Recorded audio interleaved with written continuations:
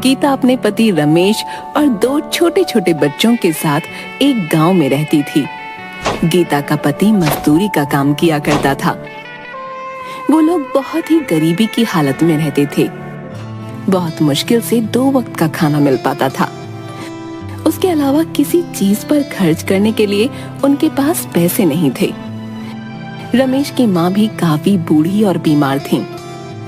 उनकी जिंदगी इसी तरह चल रही थी कि अचानक एक दिन रमेश को काफी तेज बुखार आता है और सही इलाज न मिल पाने के कारण उसकी मृत्यु हो जाती है। गीता के पति का एक छोटा भाई राजू भी था, जो बहुत चालाक किस्म का आदमी था। भाई की मृत्यु के बाद वो थोड़े दिन उसके परिवार और माँ की सेवा का नाटक करता है। कुछ दिनों में अपनी माँ को उल्लू बनाकर खेती बाड़ी की सारी जमीन अपने नाम लिखवा लेता है। राजू अपनी माँ से कहता है, देखो माँ, भाई की तो अब मृत्यु हो चुकी है। भाभी तो जाकर खेतों में काम करेंगी नहीं, सो मुझे ही सब देखना पड़ेगा। इन कागजों पर अंगूठा लगा दो। बाकी भाभी और बच्चों की चिंता मत करो, उनका सारा खर्च मैं उठा लूंगा। तुम लोगों को चिंता करने की जरूरत नहीं है। बूढ़ी माँ राजू की बातों में आकर अंगूठा लगा देती है, पर राजू बहुत मक्कार निकलता है। 2-4 दिनों में वो जमीन को औने पौने दाम में बेचकर गांव से फरार हो जाता है। कैसा कपूत पैदा किया मैंने, जो अपने ही घर को बर्बाद करके भाग गया। अब हम लोग क्या करेंगे? गीता पर तो दुखों का पहाड़ टूट पड़ा। वो सोचने लगती है, मैंने तो आज तक कोई काम नहीं किया, कभी घर से बाहर नहीं निकली। मैं इन 2 छोटे बच्चों को और अपनी बूढ़ी सास का कैसे ख्याल रखूंगी? भगवान ने हमारे साथ बहुत अन्याय किया। घर का एकमात्र सहारा हमसे छीन लिया। कुछ दिन बीतने के बाद खाने पीने का जो थोड़ा बहुत सामान था वो सब खत्म हो गया। अब तो ना घर में राशन था और ना ही पैसे बचे थे। गीता अपनी सास से कहती है, माँ जी, जो भी पैसे जुड़े हुए थे वो सब खत्म हो गए हैं। कुछ दिन तो कट गए, पर अब आगे का कुछ सोचना पड़ेगा। आस पड़ोस के लोग कुछ दिन तो उन लोगों की मदद करते हैं, पर धीरे धीरे सब लोग उन्हें उनके हाल पर छोड़ देते हैं। गीता अपनी बेटी से कहती है, बेटी, अब बस केवल थोड़ी सी दाल और चावल ही बचे हैं। आज का ही खाना बन पाएगा। कल से मुझे कुछ काम ढूंढने जाना पड़ेगा। मैं बहुत चिंतित हूँ कि तुम लोगों को अकेला छोड़कर मैं काम पर कैसे जाऊंगी। माँ जी भी तो बीमार रहती हैं, उन्हें किसके भरोसे छोड़कर जाऊं? आप चिंता बिल्कुल न करें। आप तो भगवान की इतनी पूजा करती हैं, वो जरूर आपकी मदद करेंगे। हाँ बेटी, अब भगवान ही हमारी मदद कर सकते हैं। तुम भी उनसे प्रार्थना करना। चलो अब खाना खा लो। बच्चों और सास को खाना खिला लेने के बाद केवल थोड़ा सा ही खाना उसके लिए बचा। गीता जैसे ही खाना खाने के लिए बैठी, तभी बाहर से आवाज आती है, क्या कोई घर पर है? इस भूखी बुढ़िया को भी खाना खिला दो। बूढ़ी अम्मा की आवाज सुनकर गीता तुरंत बाहर आती है और उन्हें बैठने के लिए कहती है। गीता ने अपने लिए जो थोड़े से दाल चावल रखे थे वो उस बुढ़िया को देने के लिए प्लेट में डालकर ले आती है। ये जो थोड़ा बहुत खाना है खा लो, मेरे पास आज केवल इतना ही भोजन है, आप इसे ग्रहण कर लें। बूढ़ी अम्मा खाना खाते खाते गीता से पूछने लगती हैं, क्या हुआ बेटी, उदास क्यों है? गीता उस बूढ़ी अम्मा को सारी कहानी बताते हुए कहती है कि किस तरह अचानक उसके पति की मृत्यु के बाद घर का सारा भार उसके ऊपर आ गया और कमाई का कोई जरिया नहीं है। आज तो राशन भी खत्म हो गया है। मुझे समझ नहीं आ रहा कि अपने छोटे छोटे बच्चों और बूढ़ी सास को छोड़कर कैसे बाहर काम पर जाऊं, और यदि काम नहीं किया तो इनके लिए खाना कहां से लाऊंगी? बूढ़ी अम्मा गीता की सारी बातें सुनकर उससे कहती है, तुमने ये जो दाल चावल बनाए थे इनमें बहुत ही स्वाद था। तुम्हारे हाथ में स्वाद है। घर के बाहर ही तुम दाल चावल का ठेला क्यों नहीं लगा लेती, जिससे तुम्हें घर छोड़कर कहीं जाना भी नहीं पड़ेगा और तुम्हारी कमाई का जरिया भी बन जाएगा। मैं तुम्हें एक नमक का पैकेट देती हूँ, ये एक जादुई नमक है। तुम अपने खाने में इसी पैकेट से नमक डालना, फिर देखना उस खाने का स्वाद। तुम्हारा सारा खाना हाथों हाथ बिक जाएगा और तुम्हें कभी पैसे की कोई परेशानी नहीं होगी। ये कहते हुए बूढ़ी अम्मा गीता को एक नमक का पैकेट देती हैं। आपका बहुत बहुत शुक्रिया अम्मा, आपने तो मेरी समस्या हल कर दी। अब मैं घर पर रहकर ही सब काम कर लिया करूंगी और मुझे अपने बच्चों को छोड़कर कहीं दूर भी नहीं जाना पड़ेगा। तुम बहुत ही अच्छे दिल की औरत हो। तुम्हारे मन में लोगों के लिए दया भाव है और तुम लोगों की मदद करना चाहती हो, इसीलिए मैं तुम्हें ये जादुई नमक दे रही हूँ। ये तुम्हारी बहुत मदद करेगा। हाँ, ये याद रखना, ये पैकेट कभी भी खाली नहीं होगा। बस तुम इसे एक जगह संभाल कर रख देना और हमेशा खाने में नमक इसी में से डालना। भगवान तुम्हारा भला करेंगे। ये कहते हुए वो बूढ़ी अम्मा वहाँ से चली जाती हैं। गीता अगले ही दिन भगवान का नाम लेकर खाना बनाने का काम शुरू करती है। पहले दिन वो दाल चावल ही बनाती है और उसमें वही जादुई नमक डालती है। वो अपने आसपास के सभी घरों में कहलवा देती है कि आज से वो दाल चावल बनाकर बेचने का काम शुरू कर रही है। जिसे भी दाल चावल लेने हो वो उससे खरीद सकता है। पहले ही दिन कुछ लोग गीता से दाल चावल खरीद कर खाते हैं, तो उसके दाल चावल के स्वाद से वो लोग बहुत खुश होते हैं। गीता बहन, वाह क्या बात है, ये दाल चावल तो बहुत ही स्वादिष्ट है? हम भी रोज घर में दाल चावल बनाते हैं, परंतु ऐसा स्वाद तो कभी भी नहीं आया भाई। हाँ भाई, ऐसे दाल चावल ना गुड्डू की माँ जो है 100 साल लगा कर भी नहीं बना पाएगी, बता रहा हूँ। स्वाद आ गया भाई सच में। गीता के बनाए दाल चावल धीरे धीरे पूरे गांव में मशहूर हो जाते हैं। पूरे गांव भर में उसके दाल चावल की तारीफ होने लगती है।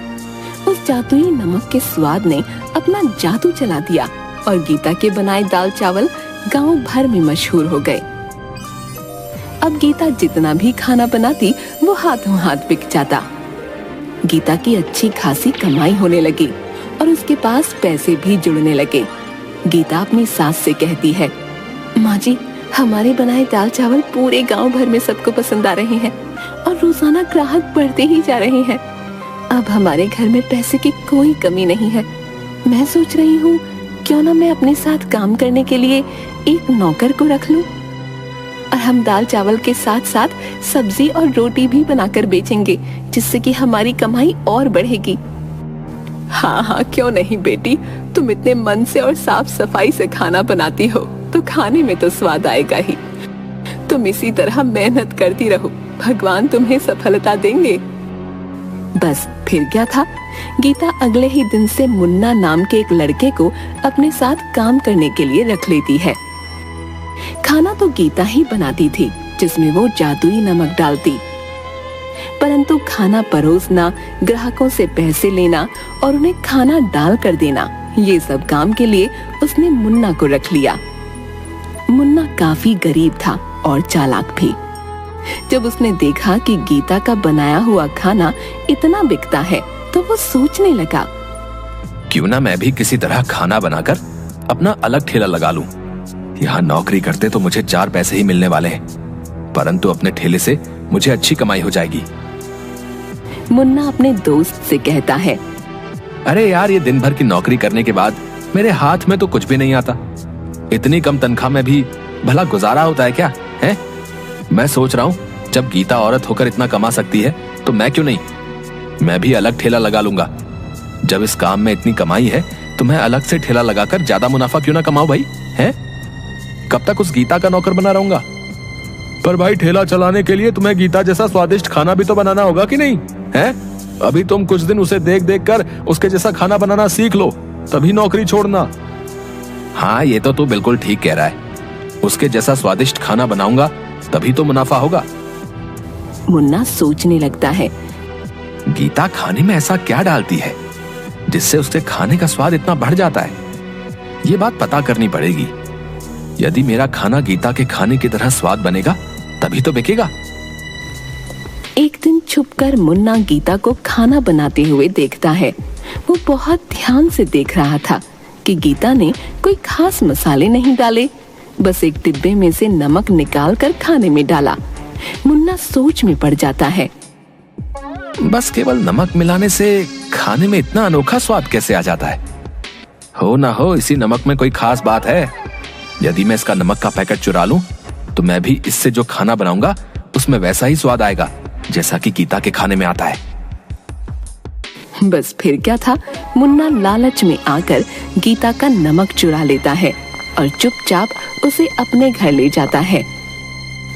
गीता की बेटी ने मुन्ना को नमक चुराते हुए देख लिया था। वो सारी बात अपनी माँ को बता देती है। गीता ये सुनकर बहुत परेशान हो जाती है कि उसका नमक चोरी हो गया। अब उस जादुई नमक के बिना वो खाना कैसे बनाएगी? वो रोते रोते भगवान के आगे प्रार्थना करने लगती है। हे भगवान, मेरी मदद करो। वो बूढ़ी माँ जी जो मुझे नमक देकर गई थी, वो दुष्ट मुन्ना ने चोरी कर लिया। अब मैं क्या करूंगी?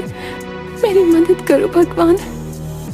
गीता जैसे ही रसोई घर में खाना बनाने जाती है, वो देखती है कि वैसा ही नमक का एक और पैकेट वहाँ पड़ा है। गीता ये देखकर बहुत हैरान हो जाती है कि ये नमक का पैकेट यहाँ कैसे आ गया। गीता भगवान का शुक्रिया अदा करती है कि उन्होंने उसकी मदद की। वो तुरंत जादुई नमक से खाना बनाने लग जाती है। उधर दूसरी ओर मुन्ना भी उस चुराए हुए नमक से खाना बनाकर अपने ठेले पर लगाता है और सभी लोगों से कहता है, आइए आइए और मुन्ना के ठेले पर आकर स्वादिष्ट खाना खाएं। लोग मुन्ना के ठेले पर खाना खाने आते भी हैं, पर जैसे ही वो लोग खाना मुंह में डालते हैं, उसे थूकने लगते हैं। अरे थू थू थू थू थू थू, है? इतना बेस्वाद और गंदा खाना है। इसमें तुमने नमक मसाले डाले हैं या जहर डाला भाई? है? थू थू थू थू थू थू। हमारे सारे पैसे बर्बाद कर दिए। ये खाना तो कोई जानवर भी नहीं खाएगा। लाओ हमारे पैसे वापस करो।